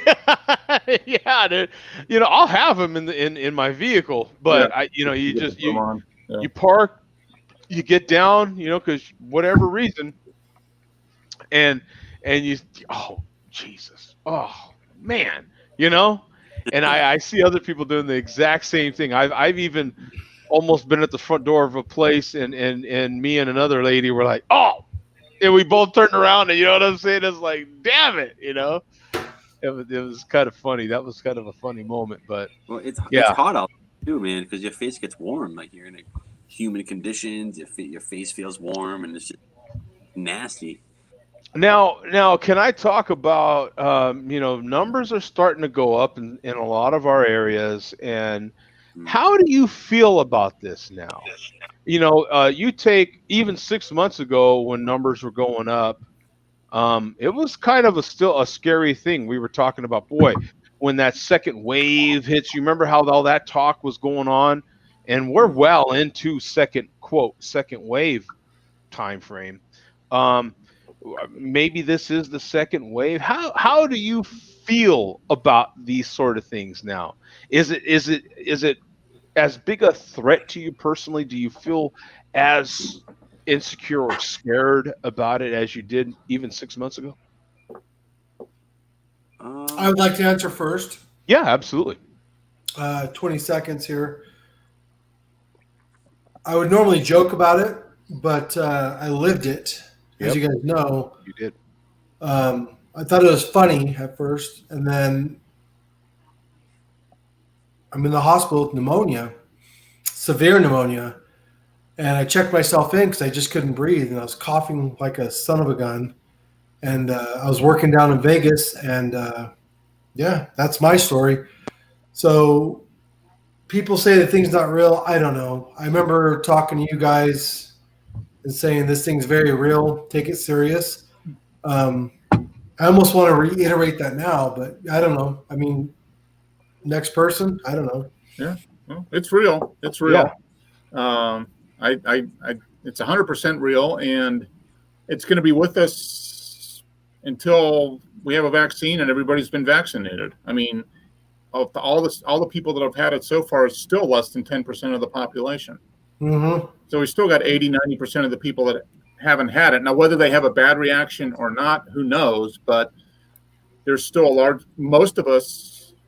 I mean, Tom Coach is the only one that's had it out of everybody on the show. I mean, at least that we know. I mean, some of us might have had it and never knew it, but that's the whole thing. I've never been tested, so I mean, I'm so interested what Joe and Tom and Andrew says, and of course you, Mark. But my test came back negative, but I checked in with all the symptoms, every single symptom, as you guys know. But where do we go from here? What happens? And am I immune to it now? Am I susceptible to it still? What happened to all of us? You can still catch it. I don't know. Well, what happens? I mean, Tom, I'm not trying to worry you, but I mean, you have an infant at home, so you have to protect that infant at all costs. So what happens to Joe? What happens to Mark? What happens to Andrew? What happens to me again? I mean, what happened? Where are we going?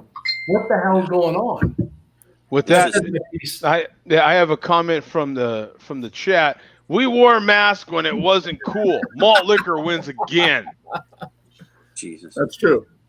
That is true. Cheers. Yeah. Yeah. But no, I mean it's a reality, and it's going to be with us.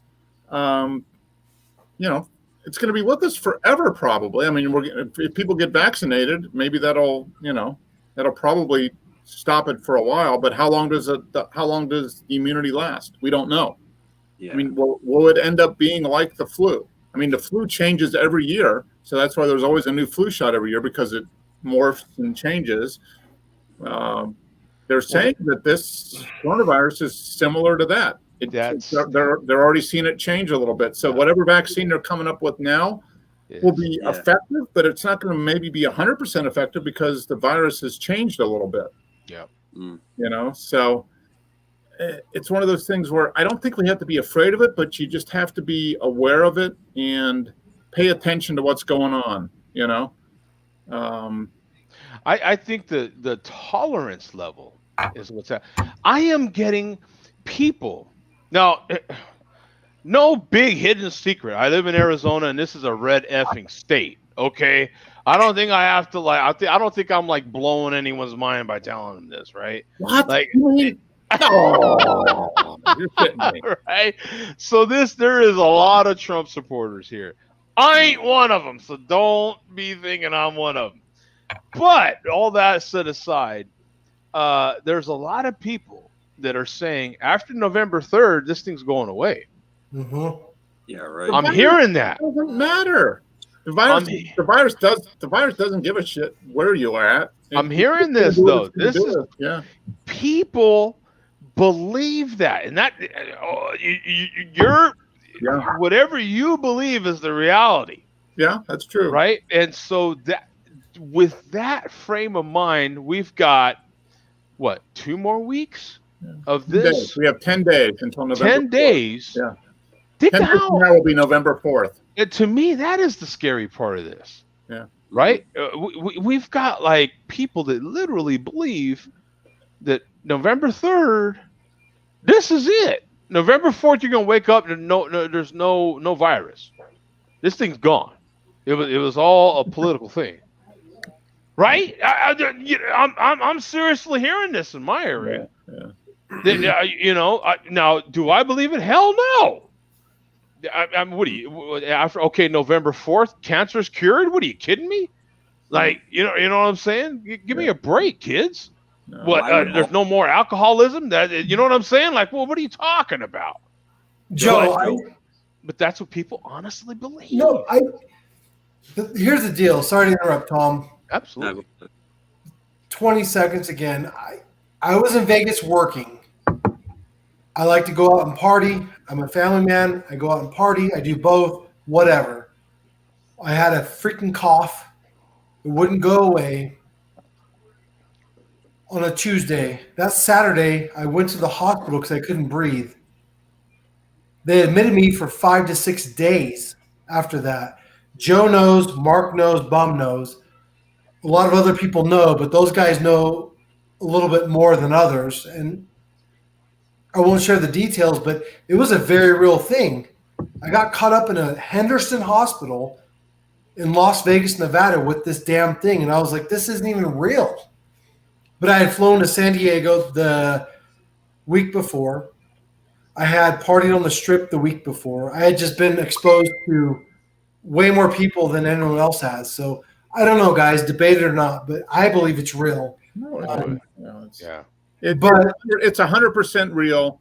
Oh, yeah. I would say anybody who says it isn't real is denying reality. Now, does that mean you have to live in fear of it? No. But it does mean that you have to respect it and take precautions when necessary to protect yourself and your family. So does that mean you have to wear a mask in your house or when you go outside? No. But if you're around other people, you probably should, out of respect for yourself and others. I want to add this to the conversation because now, just like, Coach had it pretty early too. This was early days, man. I think we were. Coach was an early adopter.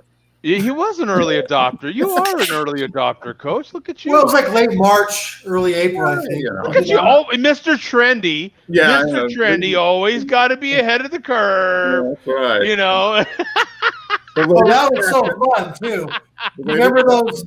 I'm not going to say it, but do you remember those videos from the hospital? And I'm like, hey guys, look at me, 5 IVs, and they're still trying to give me a respirator, and I'm just sitting there going, no respirator. I seriously thought, boy, he's going all out for this joke. Yeah, this is like he's joking. I'm like, he's not joking. He ain't joking. Yeah, this is pretty. That got real quick.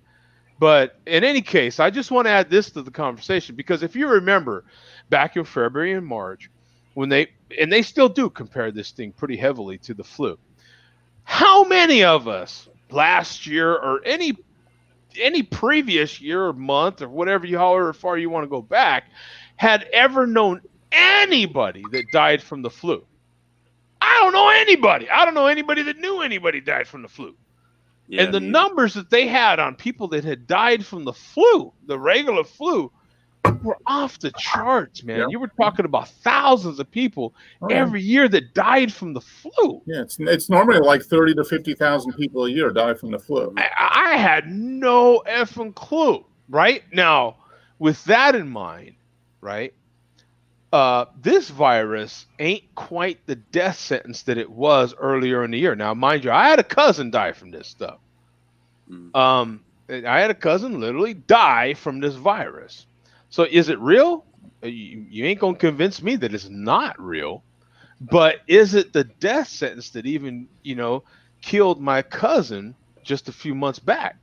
It's not quite the death. They've gotten much, much better at getting people off of this thing. But what you're hearing now is people back on respirators, and you're hearing people going through some serious hardships in the meantime. And do you really want to suffer that bad? And do you really want to be one of the few that's in single digits in my area daily that are dying? Now, the numbers of people that are getting it and dying and even hospitalized and dying are the ratios are like this, however you want to put it, because the deaths are really low. Yeah. Problem is all the stuff you're going to have to go through in the meantime. Is that worth it to you? I mean, come on, man. And to me, that's the problem, is the tolerance level. And people so busy looking at the numbers. These are averages, kids. There's, averages have highs and lows, and that's how you get this number. You get this number because there's some serious highs and there's some serious lows. You tossing dice on which one you're going to be. and it doesn't. The averages are the average. What the averages are. I mean, if you look at people under the age of 24, I think there's only been 300 deaths for people under age of 20. But then you look at people over age 80. I mean, the majority of deaths have been people over the age of 60 and older. But there's still a bunch in the middle, where maybe they're not dead, but they had serious illness and after effects. That's the thing that they're finding out, is a lot of people may survive, but they have diminished lung capacity. They've got all these other things that are after effects. Mark, this is seriously my last comment on the whole thing with the COVID. When I walked into Henderson Hospital, they're like, oh, every bed's full. You're going to die, blah, blah. Every bed wasn't full. They were like 60% capacity. What scared me was the room they put me in with all COVID patients. I don't know. I'm not a big religious guy. I'll move on. But by the grace of whoever, I was able to survive the whole thing. I still have lung problems after this. I play sports my whole life, as did Joe, and probably the rest of you guys. But yeah, it's a very real thing. I just never knew to the extent until it hit me. So I don't know. It's crazy because people, oh, I this and that and blah blah blah, and then once you get it, then it puts your mind in a different place. So anyway, yeah. And and we've got a couple comments here. Let me get to these. We've got I almost died from the flu 3 years ago, sixth I've ever been. And this is from Vega. Well, I'm glad he shared that with us because I don't know anybody, and honestly, anybody that's been that sick. Yeah. From the flu, I know some people that felt like they was going to die, but they were still at home in their bed. Yeah. And even bandwidth gets on here. It's real, but it was also planned. See, this is the type of stuff I'm hearing. It won't disappear on November 4th, but vaccines will start rolling out shortly after. Life gets back to normal spring 2021. Yeah. This ain't a schedule, kids. This ain't like, look, we've got we've got flu shots every God blessed year. The flu ain't been cured, kids. You ain't going to cure this. This is going to be with us. This thing's going to keep evolving. And every year, just like the flu, you're going to have a different strain. Yeah. And some strains are going to be tougher than others. And that's the way this one's going to roll. Yeah. That's you're going to get I could see in a few years you're going to get a COVID flu shot. Yeah. And they're going to, it's going to be a combination one shot vaccine for whatever they think is going to be the mutation du jour, the mutation of the year, and they're going to try.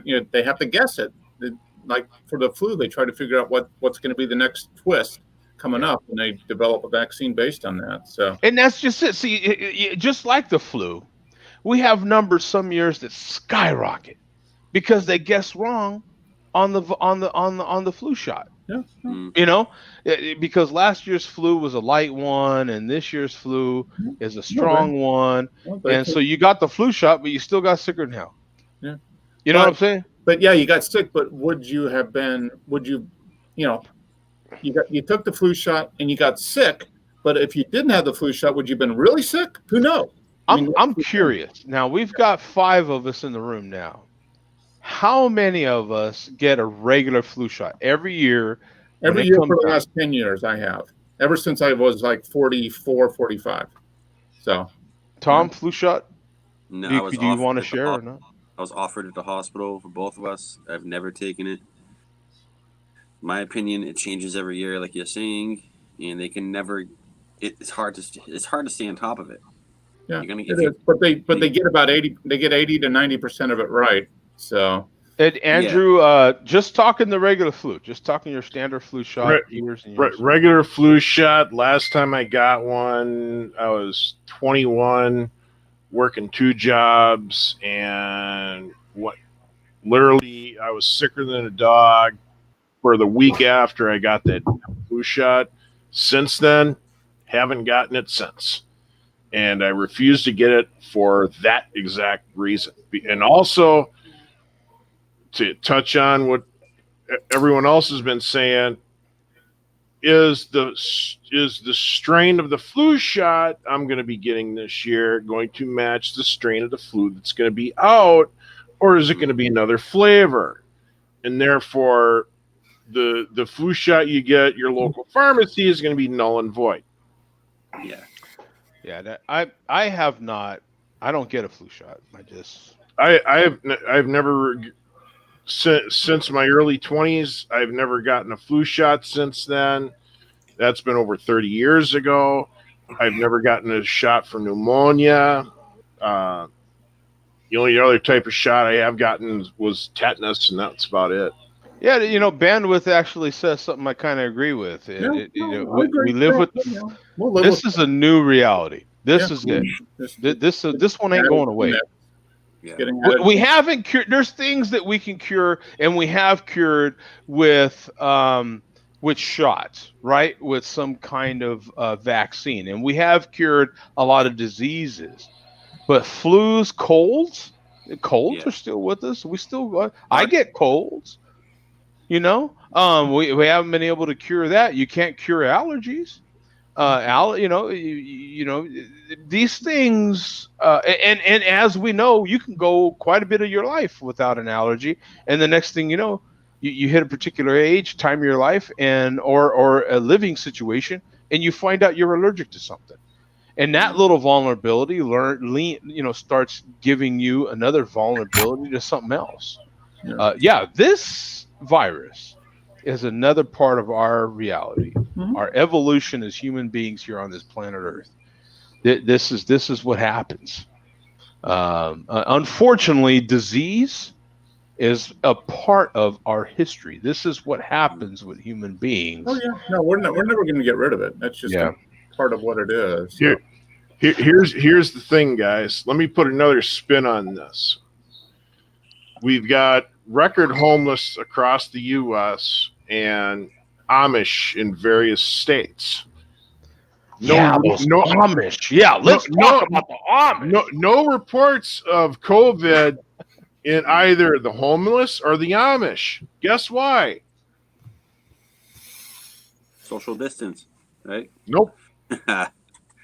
Not sure. They don't watch or read the media. Well, I don't know about that. I call BS on that end. Yeah, you almost had me, man, for a minute. But yeah, I don't know. Do it just because you hear it means you get it. No. Yeah, No, I think there's some people that will, but that doesn't account for the 200,000 people that have died from it. Now, Vega has a good point. Can you get back to admonishing Bum for playing hooky? Yeah, we've got our priorities out.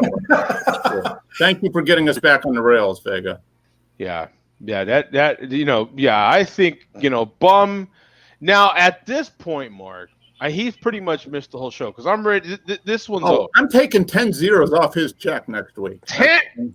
Now, Mark has peeled back the covers a little bit to reveal how much we actually pay our staff here, and that wasn't supposed to happen, but it leaked. I mean, the deep state is time to reveal the swamp.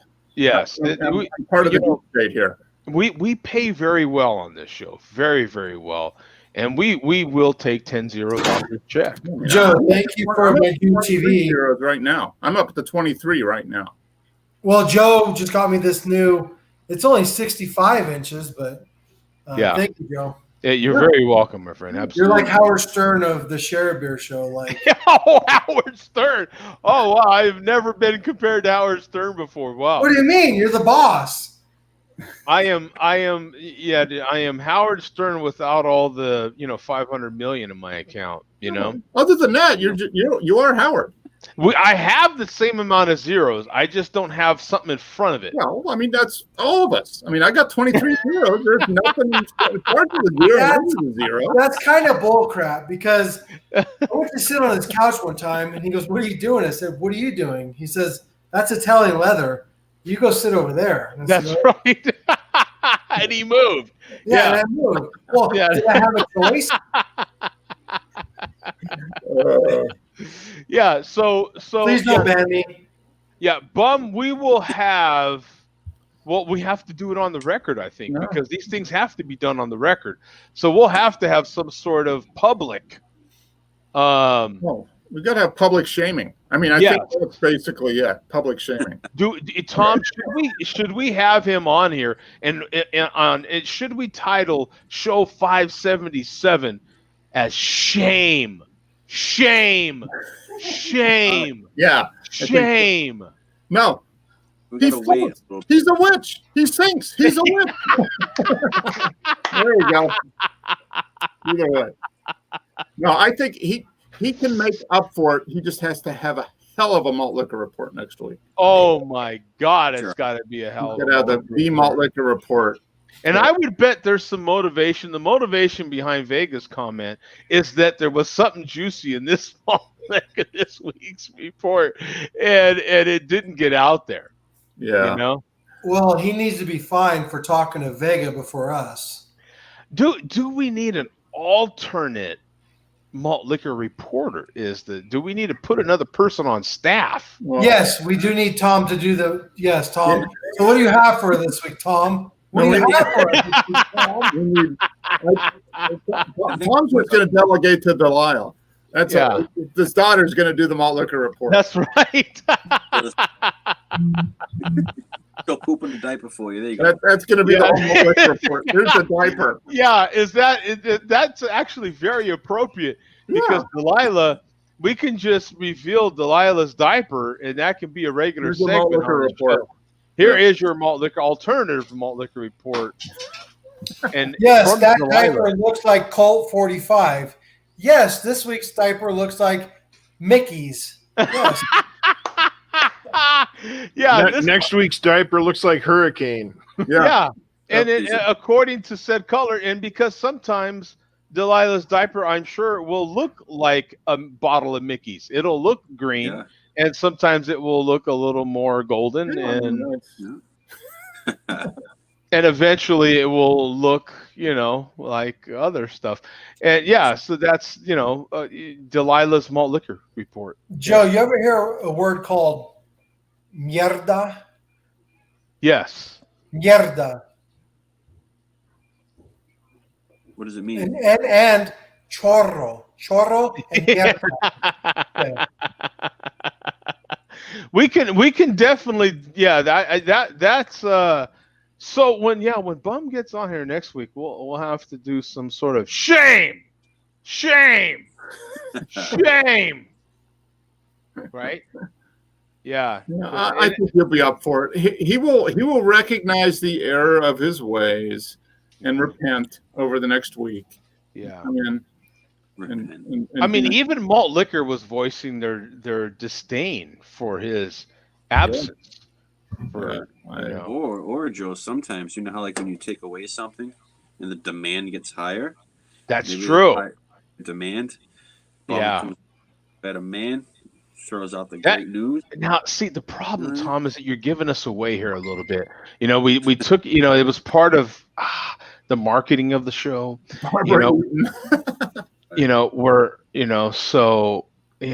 And now you kind of outed us a little bit. We're trying to raise tickets and stuff for the show and get some revenue going. And, we had to take Bum out for a week, It was all part of the master plan. It was all part of the master plan. Exactly. So we've got our R.I.P. Barbara Eden. Yeah. Yeah, who knew? Someone dies every week on this show. Every week we reveal a death on this show. Jesus. Breaking news right here on this show. You bet. Absolutely. It's because people are dying to watch the show. Exactly. People are dying to watch the show. Either that or we're killing somebody. They're watching the show and they're going, oh, you vey.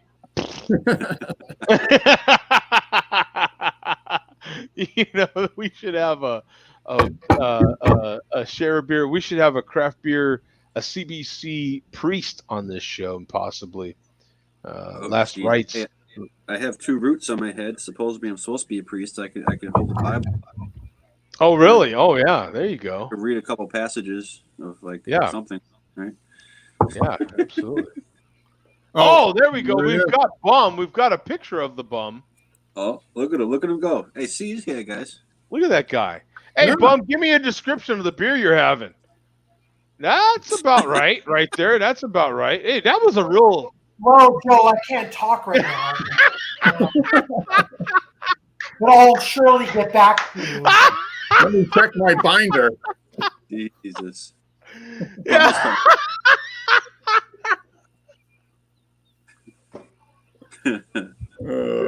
Oh, I swear to God. Anybody not currently here gets ripped. That's fair. That is completely fair. As long as you turn your back or you're not here, we can talk all the trash we want about you. That's how it works. And it's your job to watch it back, right? It's your job. It ain't my fault. How can it possibly be my fault? It ain't my problem. You ain't here to watch your back. You know what I'm saying? You got to be able to watch your back at all times because there will be swords thrown at it. Okay, guys. Thanks for another fantastic show, man. A lot of fun. We're out of here. We'll see you next week. Havana says, yeah, who will you guys be for Halloween? I will be Joe D for Halloween. I mean, obese Obama. Well, that's right. Yeah, next time it is Halloween. We have is that our first Halloween? Oh, it might be. It might be the first share beer on Halloween. Is that? Is it really? I don't know. I don't remember a Halloween show. No, that's kind of scary. Oh, It's the sorry. first one. Oh, look at that! Nice. See, Bum, you son of a gun. You're the statistician. Is that the right word, Marks? Yeah, statistician. Yeah. Statistician, yes. Let me teach me. What? Statistician. Bum is the first statistician and malt liquor guy. What the hell, Bum? Yeah. So I guess wear your best costume next week. Yeah. Oh man. Or actually, just wear what you normally wear. And scare everybody anyway. Because it's pretty scary. Why wear a mask when you look like us? Hey, Mark, I was just thinking that it's like, how about all of us pay homage to the former MLDC and I'll go out and buy a ski mask before next show. Oh man. Yeah. Okay, guys, we'll see you, man. Peace out. All right. Have a good week, everybody.